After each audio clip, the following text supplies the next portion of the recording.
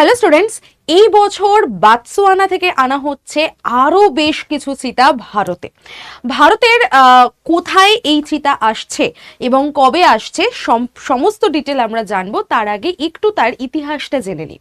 2022 সালের 17ই সেপ্টেম্বর আমাদের প্রধানমন্ত্রী নরেন্দ্র মোদী গিয়েছিলেন নামিবিয়া এবং সেখান থেকে নিয়ে এসেছিলেন টোটাল 8টি চিতাকে।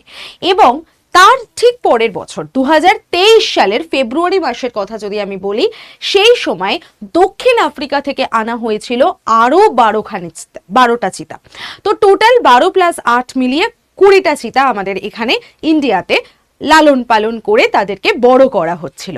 কিন্তু মাঝখান থেকে কিছু চিতা আবার মারাও যায় এবং সব মিলিয়ে যদি আমরা দেখি তাহলে কোনো ন্যাশনাল পার্কেই কিন্তু এই সমস্ত চিতাকে রাখা হচ্ছিল। এবং এখন যদি আমরা দেখি তাহলে বর্তমানে মোট চিতার সংখ্যা রয়েছে 38টা। তো বর্তমানে চিতা পপুলেশন কত আছে সেখান থেকে কোয়েশ্চেন দিতে পারে। 27টি ভারতে নতুন চিতা শাবক জন্ম নিয়েছে। তাহলে আমাদের টোটাল এখন চিতাবাঘের সংখ্যা হচ্ছে 38টা। সম্প্রতি 28শে ফেব্রুয়ারি 2026-এ আরও কিন্তু 8খানা চিতাকে নিয়ে আসা হবে বতসোয়ানা থেকে, যেটার এগ্রিমেন্ট আগেই সাইন হয়ে গিয়েছিল যখন দ্রৌপদী মুর্মু গিয়েছিলেন বতসোয়ানাতে।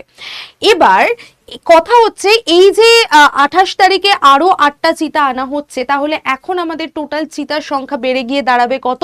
46।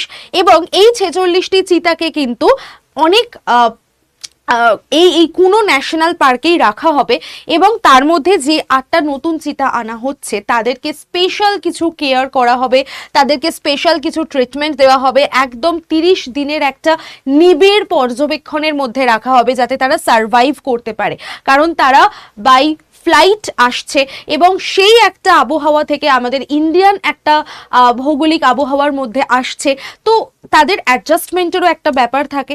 তো সেই জন্য তাদেরকে কিন্তু একটা নিবিড় পর্যবেক্ষণে রাখা হচ্ছে।